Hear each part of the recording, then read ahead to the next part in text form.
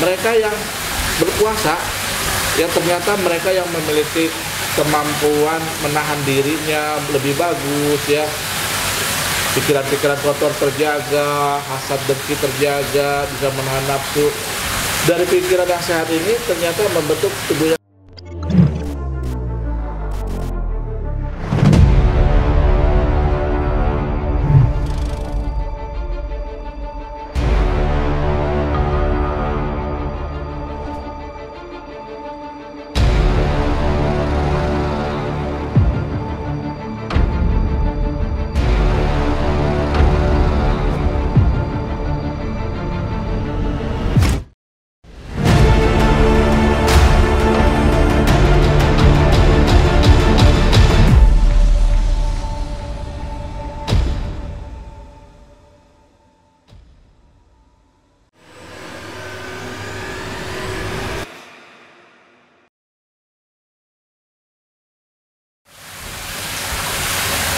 Halo sahabat, kembali lagi di channel Arya Surya Official, channel pemberdayaan diri untuk Anda semua. Kali ini saya bersama Dr. Siva akan berbincang-bincang mengenai puasa.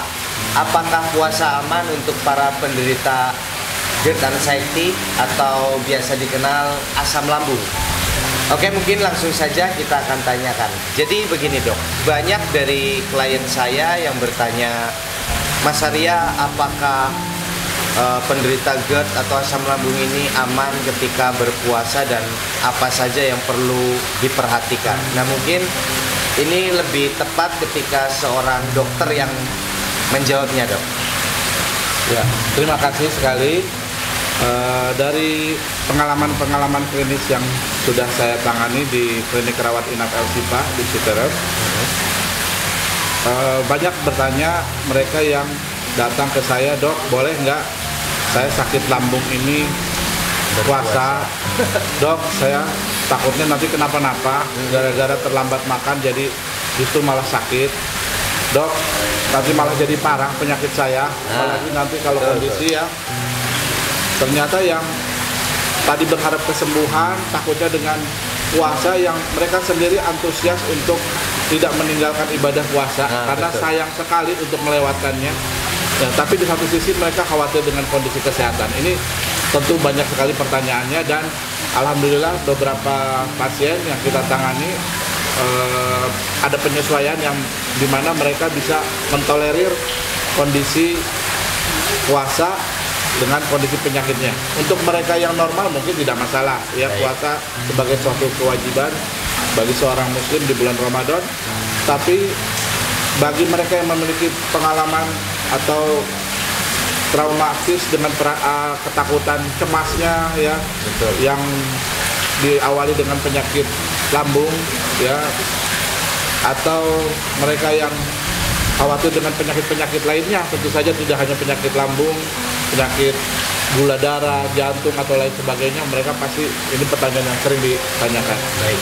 Untuk kondisi yang ditemukan oleh Mas Arya ini, beberapa kasus pasien di klinik saya tangani.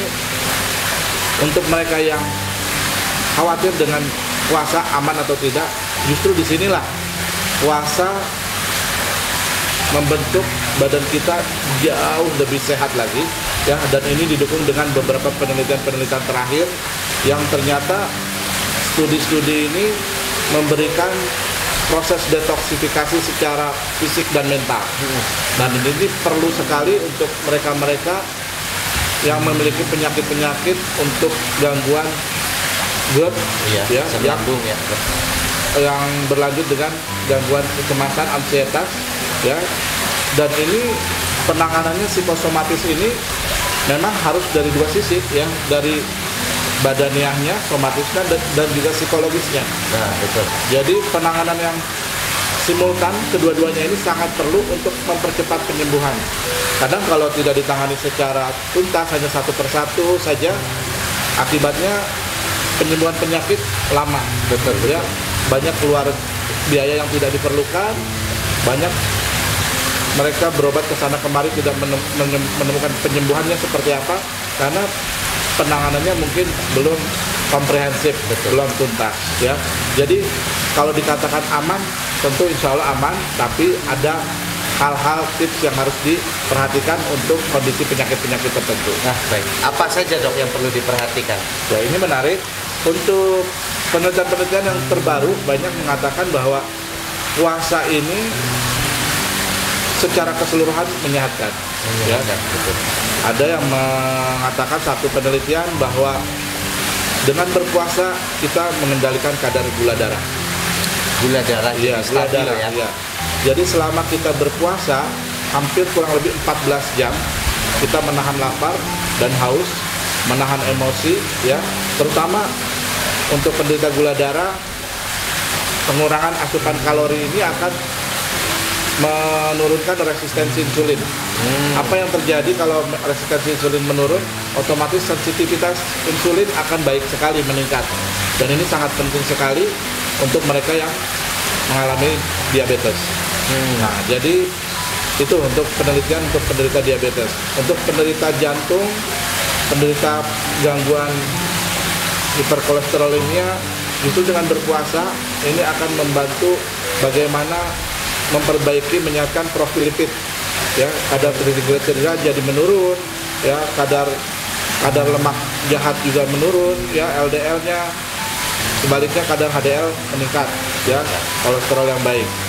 Dan untuk penyakit-penyakit mereka yang mengalami gangguan kecemasan, ya, ternyata tidak hanya memberikan manfaat secara fisik tadi, resistensi insulin menurun, terus juga ada penurunan profil lipid itu secara fisik, tapi ternyata dia mempunyai pengaruh meningkatkan hormon endorfin. Ya, betul. Hormon endorfin ini ternyata memberikan ketenangan, ya, kepada mereka yang memiliki gangguan kecemasan, ya. Nah, diharapkan justru dengan berpuasa ini membantu proses penyembuhan lebih cepat lagi. Ya. Jadi konsultasikan ini dengan dokter-dokter pasien setempat yang menangani. Adapun di klinik saya, puasa ini justru salah satu trik untuk bagaimana mereka mempercepat penyembuhan, karena puasa itu pada dasarnya adalah detoksifikasi tubuh, ya, secara fisik dan psikis. Ya, jadi membuang toksin-toksin yang mengendap di badan kita dan memperbaiki emosi kita, memperbaiki pikiran kita, mengontrol nafsu kita. Nah, di situ yang akan membentuk jiwa yang sehat, jiwa yang tenang, dan ini penting sekali untuk mereka-mereka yang punya gangguan kecemasan.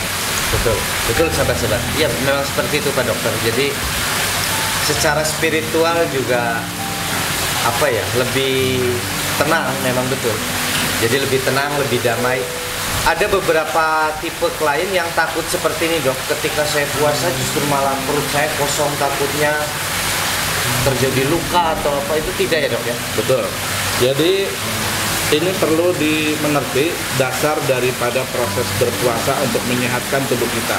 Jadi bukan berarti langsung kita berpuasa dengan otomatis serta-merta sehari itu kita berpuasa, sehari itu kita langsung sehat. Ya, ini proses dari tubuh kita penyesuaian. Ya, bukan serta-merta gangguan cemas, gangguan lambung langsung hilang. Bukan serta-merta mereka yang menderita diabetes, gangguan jantung langsung baik. Ya, justru puasa ini adalah suatu proses. Proses bagaimana tubuh dan pikiran kita, jasmani dan rohani kita menjadi sehat. Ya, biasanya sih 1, 2, 3 hari, ya, itu baru proses-proses awal. Baik. Ya, dan di situ kita biasanya masih tahapan-tahapan, istilahnya masih pengenalan dulu tubuh kita. Di situ mulai terbentuk tubuh kita yang pola makannya tidak sehat, gaya hidupnya tidak sehat. Nah, mulai menyesuaikan adaptasi awal. Ya, jadi betul untuk mereka yang tadi ada, dok, kan dasarnya kalau terlambat makan saya jadi sakit, ini bagaimana? Nah, ini khusus untuk mereka yang punya gangguan lambung seperti itu, ya. Di sini yang harus diperhatikan ada beberapa tips. 1, untuk mereka yang punya gangguan lambung, pertama harus bisa mengenali dulu kadar penyakitnya, termasuk yang parah sekali atau yang bagaimana. Ya, jadi kalau memang penyakitnya parah sekali, ya, ada keluar darah muntahnya atau sampai sakit lambungnya, ya mungkin oleh dokter yang menanganinya belum diperbolehkan dulu untuk puasa dengan alasan tertentu, ya harus mengikuti saran dari dokter. Tapi untuk kondisi-kondisi tertentu tidak serta-merta semua penyakit GERD, penyakit lambung tidak boleh berpuasa. Justru untuk tahapan-tahapan tertentu, ya justru ini akan mempercepat proses penyembuhan. Jadi satu, niatkan untuk berpuasa, ya satu selain untuk ibadah, niatkan juga untuk kita mendapatkan kesehatan. Ya, jadi jangan melewatkan waktu sahur. Biasanya kan ada orang ketiduran, ya baru bangun-bangun, ya udah jam 6, jam 7, sholatnya ketinggalan, sahurnya ketinggalan, ya kan? Nah, udah kadung ini bulan puasa, malu nggak puasa, udah lagi sakit lambung kayak gitu, dipaksakan puasa. Nah ini bisa salah kaprah. Ini bentuk puasa yang salah, ya, karena dianjurkan untuk sahur ini adalah kunci utama, ya. Jadi sempatkan sahur. Jadi jangan menganggap remeh sahur. Yang kedua, sahurnya itu kalau bisa diakhirkan, ya jangan di awal-awal. Diakhirkan mendekati waktu imsak. Oh baik. Ya jangan, aduh ini udah jam 2, jam 3, udah makan sekarang, nanti ngantuk tidur aja, yang penting udah sahur. Enggak, ya yang paling bagus justru diakhirkan, ya. Itu dan yang harus diperhatikan ini dari sisi waktunya, ya, yang tidak kalah pentingnya lagi saat berbuka puasa, ya. Nah ini setiap tahapan tadi yang ada yang harus diperhatikan sekali lebih detailnya, yaitu saat kita sahur, ya tadi jangan sampai kita melewatkan waktu sahur, ya sempatkan waktu sahur, ya usahakan saat sahur ini hindari makanan-makanan yang tinggi lemak dan tinggi karbohidrat, ya karbohidrat kayak nasi, ya? Nasi, ya. Kalaupun mau nasi, cari yang karbohidratnya yang kompleks, yang dalam artian dia akan mengisi lambung lebih lama. Contohnya gandum, contohnya beras merah, ya. Nasi boleh tapi jangan terlalu banyak, ya banyakin lauk-lauknya, ya. Nah kalau bisa hindari makanan-makanan yang terlalu berlemak, bersantan, ya. Karena kita tahu sendiri, ya, tubuh perlu bekal nutrisi makanan, butuh bekal cairan, ya, dan tenaga untuk kita melewati 14 jam, ya, sampai kita ketemu waktu berbuka. Tentunya 14 jam secara untuk orang kita, ya, di Indonesia. Mungkin di negara lain, ya, mungkin ada yang lebih lama lagi, ada yang lebih cepat lagi, tergantung di belahan bumi mana. Tapi ini kita membicarakan yang di negeri kita ini kurang lebih sekitar 14 jam. Usahakan kalau bisa setelah makan tadi, ya, pas di bagian akhir mendekati sahur, kita cari makanan-makanan yang tinggi serat dan tinggi cairan. Contohnya setelah habis makan sahur tadi, terakhir tutup dengan buah-buahan seperti contohnya melon, semangka, ya, makanan-makanan timun, labu siam, ya. Itu serat-seratnya dan cairannya ini akan bertahan lebih lama saat waktu siang. Ini penting sekali supaya penderita-penderita asam lambung saat makanan tidak ada, asam lambung yang turun bisa dinetralisir oleh makanan-makanan kita yang tadi tinggi serat dan cairan tadi. Baik. Jadi kita akan merasakan lambung lebih nyaman. Yang kedua, rasa haus juga kita tidak terlalu kuat. Biasanya puasa yang paling gak kuat rasa hausnya nih. Iya betul, ya. Jadi ini membantu kita terrehidrasi tubuh kita dengan asupan cairan serat yang tinggi. Ya, nah itu untuk sahurnya makan sepotong atau 2-3 potong boleh, melon atau semangka, timun, labu siam. Setelah itu tutup kalau bisa dengan minum air putih 2-3 gelas. Kalau bisa jangan yang manis, ya, karena biasanya bikin cepat haus, gitu. Ya, kalau bisa air putih. Ya, kenapa? Seratnya cukup, cairan cukup. Ini bekal bagi kita saat melewati puasa nanti, terutama di siang hari, ya. Yang terakhir, saat berbuka puasa. Saat berbuka puasa juga diperhatikan, saat perut kosong kita jangan langsung sikat makanan semua, karena semangat 45 nih puasa biasanya begitu, balas dendam. Betul. Nah, kita balas dendam nih, semua makanan bisa kita habisin nih kayaknya. Waduh, nah ini yang bikin justru malah merusak puasa dan merusak kesehatan kita juga. Betul. Jadi saat berbuka puasa ini usahakan yang ringan-ringan dulu nih, ya. Tubuh saat berbuka puasa ya dibagi 3 sesi. Sesi pertama makanan ringan, ya cukup minum air manis ya untuk mengisi hipoglikemia karena 14 jam kita tidak terisi makanan, jadi berbuka dengan yang manis. Nah itu bagus nih, pas lagi berbuka dengan yang manis dan minum yang cukup ya, bisa dengan kurma untuk yang manis-manisnya atau ya yang lainnya mungkin roti atau semacamnya, tapi jangan langsung makan besar kalau bisa. Kasih waktu setengah jam, 1 jam untuk tubuh beradaptasi dulu menerima makanan yang masuk tadi ya. Kita bisa tinggal sholat dulu, setelah itu baru kita makan besar ya. Nah setelah makan besar, nah itu boleh makan nasi atau apa. Nah kalau bisa sama, hindari makanan-makanan rendang-rendang, lemak, berminyak ya. Karena apa? Ini akan mengganggu sekali proses pemulihan lambung. Jadi kalau bisa yang rebus-rebus, yang dikukus, nah seperti itu ya. Nah terus lanjutkan mungkin dengan ibadah sholat taraweh. Nah nanti malamnya kita bisa makan kecil lagi, sesi yang ketiga. Nah itu bisa buah-buahan atau sayur semacamnya ya, atau biskuit atau kue-kuehan ya. Nah setelah itu saat mau tidur sempatkan kita minum 2 gelas air putih lagi ya, 2 gelas air putih supaya cairan kita itu bisa terjaga lah ya, menjaga rehidrasi lambung kita ya. Dan untuk mereka yang masih perlu ditemani dengan obat ya, dok saya kan ada sakit gula, dok saya ada sakit lambung.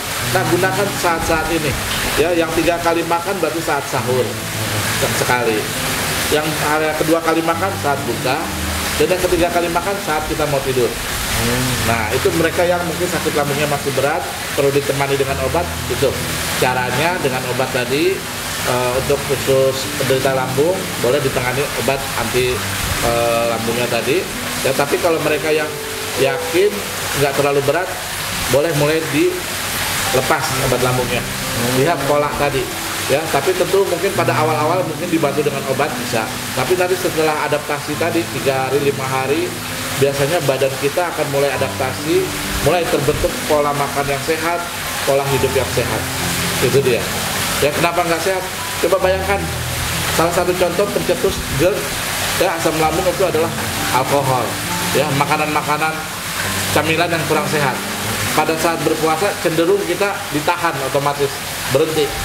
Terus apa lagi?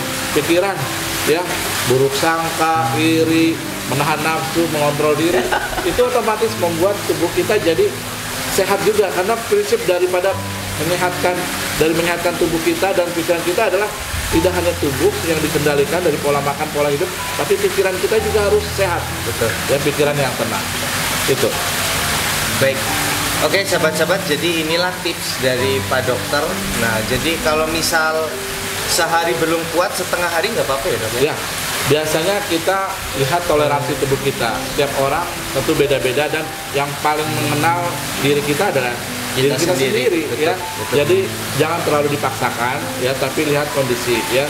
Ada orang yang menggebu-gebu, dok saya takut kehilangan di bulan puasa, benar-benar nih saatnya setahun sekali saya jangan sampai menyia-nyiakan ibadah yang pahalanya besar ini. Akhirnya apa? Main hantam promo aja, tidak memperhatikan cara yang benar. Betul. Akibatnya timbul penyakit yang lebih parah lagi, hampir ya mungkin bisa pingsan, harus diinfus akhirnya. Nah ini lebih parah lagi nanti ke depannya. Jadi boleh mulai dari setengah hari dulu mungkin ya, sekuatnya dibantu lah ya. sama obat. Nanti lambat laun 1 hari udah bisa, 2 hari bisa, 3 hari bisa, wah, baru mulai ya. Obat mungkin mulai di tapering off, mulai dikurangin ya. Nah diganti dengan pola makan yang sehat, yang tinggi serat, tinggi cairan ya. Terus menjaga pikiran. Akhirnya pola tubuh kita terbentuklah ya. Latihan puasa ini membentuk latihan untuk tubuh dan pikiran, psikis ya. Jadi disitulah akan terbentuk. Bayangkan waktunya ini sekitar 30 hari ya, inilah yang akan membentuk kita ya. Bukan otomatis tadi 1-2 hari langsung sehat, enggak ya. Ini keteraturan ini yang akan membentuk ya. Ternyata dari penelitian yang terbaru, mereka yang punya gangguan lambung ya, diteliti dibandingkan mereka yang berpuasa dan yang tidak berpuasa, ya sampelnya lumayan cukup besar. Itu mereka yang penderita GERD dengan penderita GERD yang berpuasa dengan yang tidak berpuasa, ternyata mereka yang menderita GERD dengan berpuasa keluhan-keluhannya ringan. Kalau keluhannya ringan dibandingkan mereka menderita GERD, cemas, asam lambung yang tidak berpuasa justru malah lebih banyak keluhannya. Nah, jadi ini penelitian yang terbaru. meredakan juga ya dok? Iya, itu dari sisi mereka yang sudah menderita penyakit lambungnya. Yang kedua dari sisi otomatis kalau kita udah tahu mereka dari lambungnya terserang, larinya kan ke pikiran. Ya. Betul. Nah, kalau udah ada gangguan cemas tadi. Nah, terus udah itu diperhatikan lagi mereka yang berpuasa, ya ternyata mereka yang memiliki kemampuan menahan dirinya lebih bagus, ya. Pikiran-pikiran kotor terjaga, hasad dengki terjaga, bisa menahan nafsu. Dari pikiran yang sehat ini ternyata membentuk tubuh yang sehat juga. Ya, ternyata keluhan pikiran pun, cemas pun hilang, berkurang pada mereka yang berpuasa.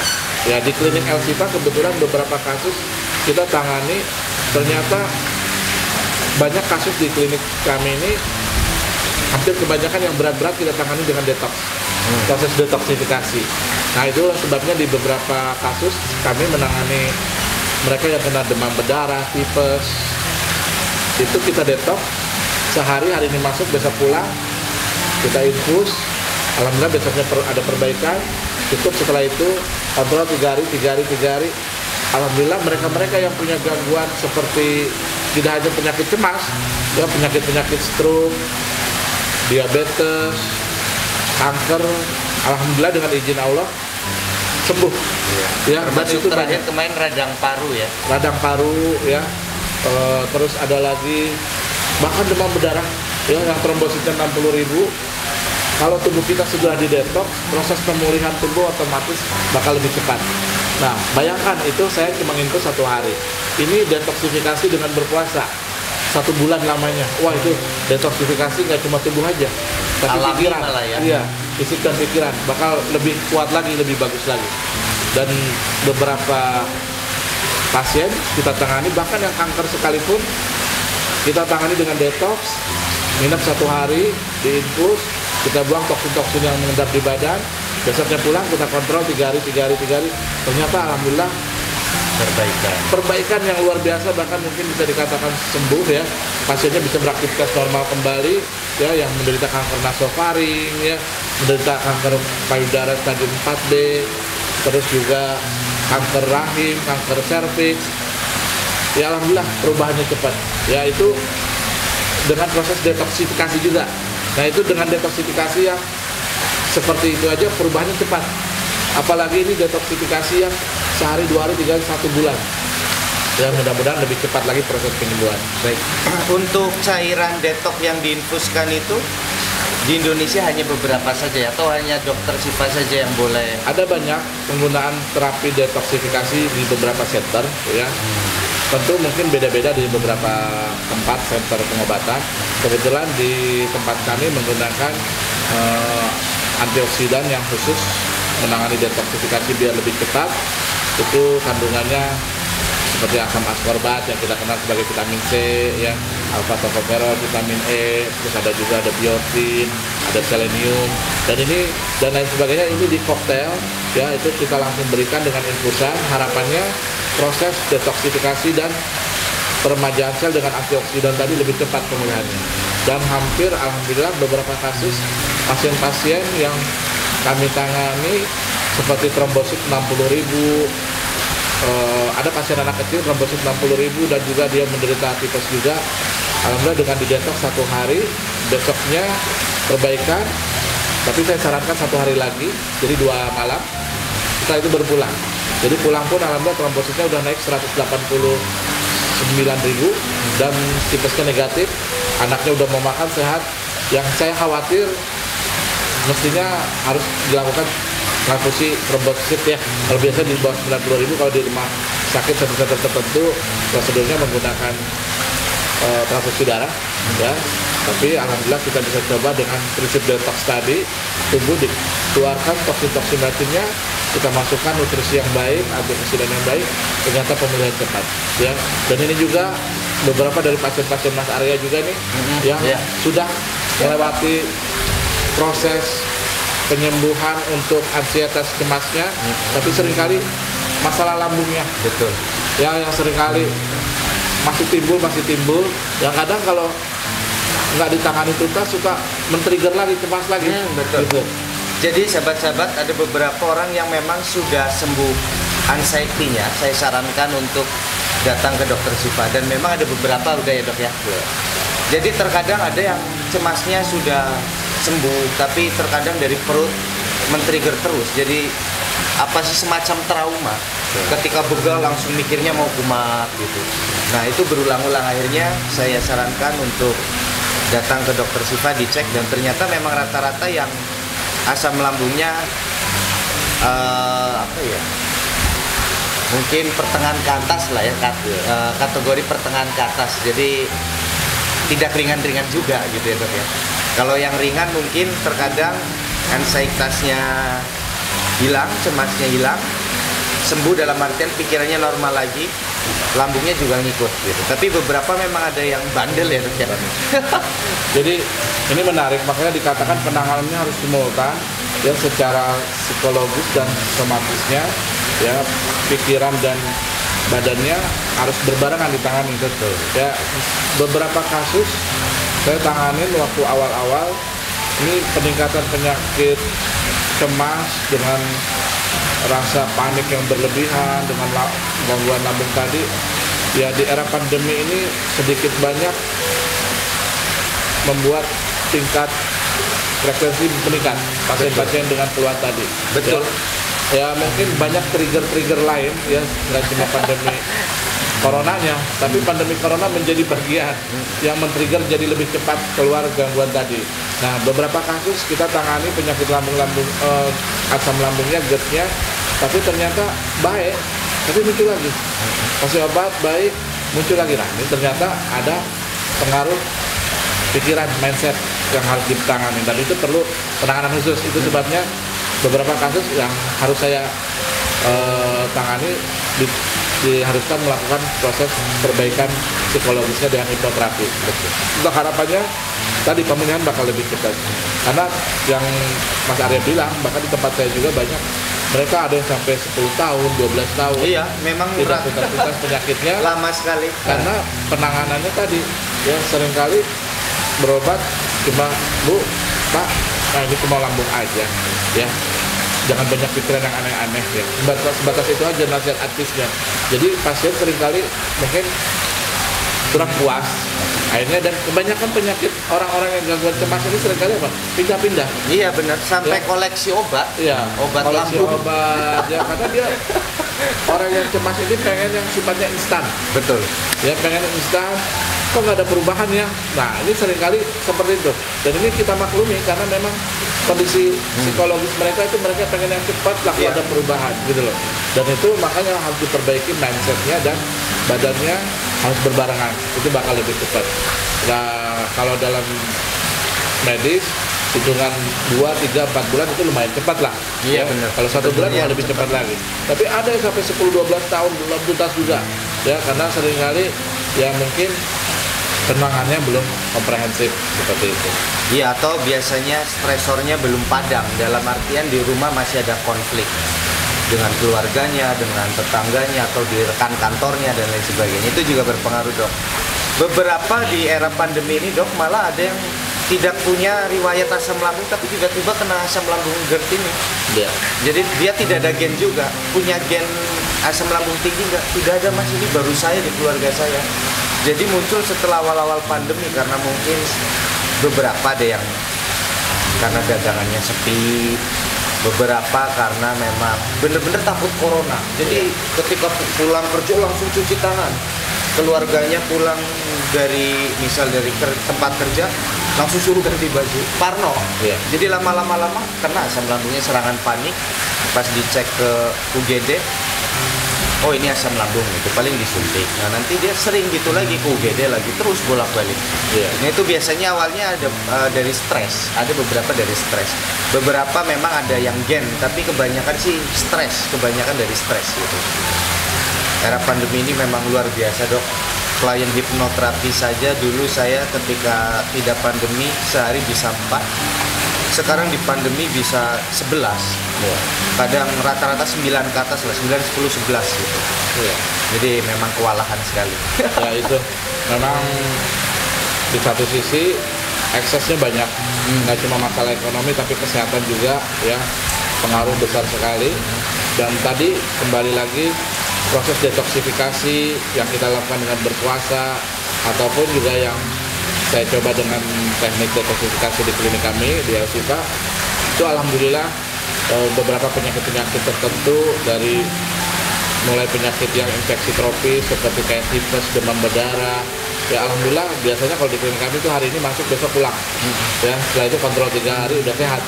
Ya bahkan ternyata dengan kalau teknik detoksifikasi, racun-racun tubuh dikeluarkan, dibuang ya lewat kencing, keringat, dan juga buang air besarnya. Yang kami tangani ya awalnya pasien ini tidak mengaku menderita COVID, kita tangani ya tetap kita jaga protokol COVID. Iya betul.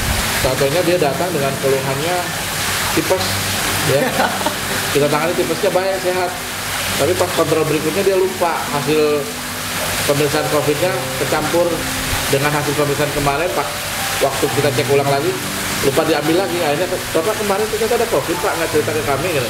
Oh maaf, saya takut dok, minta maaf sebelumnya, takutnya dokter dan perawat nggak menangani kami gitu. Iya takut, seperti itu. Akhirnya jujur. Ya saya jelaskan ke pasien untuk lain kali baiknya terbuka, jujur ya, ya tetap kita tangani secara profesional. Alhamdulillah waktu itu kita perlakukan dengan teknik detox. Besoknya pulang, kontrol 3 hari. Biasanya kalau tipe demam berdarah selesai. Tapi karena dia ada COVID, saya sarankan minimal jangan kurang dari 5 kali. Tapi karena dia ada kebutuhan mendesak, 3 kali kontrol per 3 hari tadi, saya sarankan untuk periksa ulang PCR-nya lagi. Ternyata hasilnya negatif. Ya, jadi selama proses itu dia kontrol 3 hari, berobat jalan aja biasa. Ya, dan kita harapkan tidak menimbulkan cemas, stres. Karena mungkin penanganan yang terlalu berlebihan semacamnya, ada beberapa orang yang tidak kuat ya, terlalu apa ya, seperti aib ya kalau udah kena COVID ya, akhirnya dia merasa dikucilkan dari masyarakat seperti itu. Nah ini kebetulan kami nanganin kebetulan sekali ya dengan teknik tadi, alhamdulillah pasien tadi sembuh. Dan ini beberapa pasien, nggak cuma 1-2, akhirnya sekarang kalau nggak salah sekitar 24-25 orang ya udah ada yang positif jadi negatif, kita tangani dengan proses detox tadi. Bayangkan tidak cuma proses penyakit cemas, ternyata detoksifikasi yang kita lakukan dengan puasa ini ternyata bisa memperbaiki hampir semua penyakit kebanyakan. Ya, dan dari makanan inilah ya, makanan yang tidak sehat tentunya ya.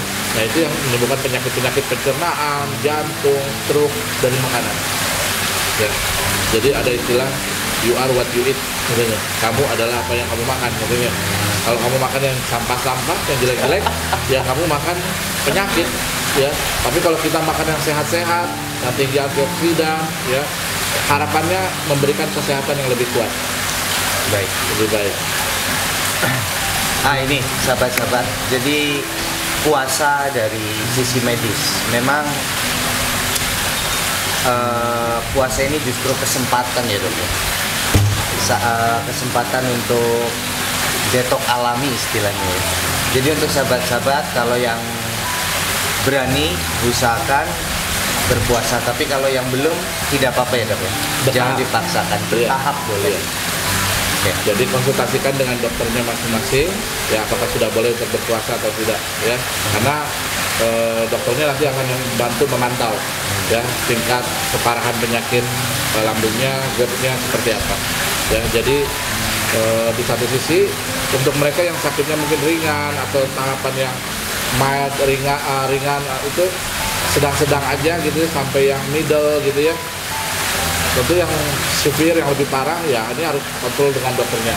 Tapi untuk yang sifatnya mild sampai yang middle, yang pertengahan gitu ya, itu mungkin bisa dicoba.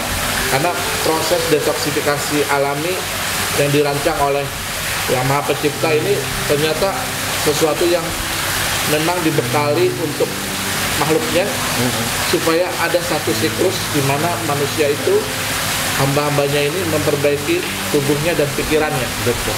Ya, jadi supaya bekal untuk makhluknya melewati 11 bulan yang akan datang. Meregenerasi istilahnya ya. Ya.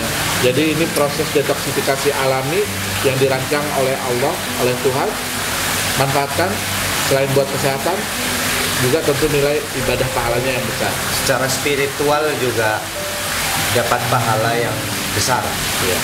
Ya dok ya. Iya. Oke sahabat-sahabat, sekian mungkin perbincangan saya dengan Dokter Siva. Nanti untuk sahabat-sahabat yang mau konsul ke Dokter Siva, datang saja ke Klinik El Siva di Citerep ya dok ya. Jalan Mayor Oking depannya.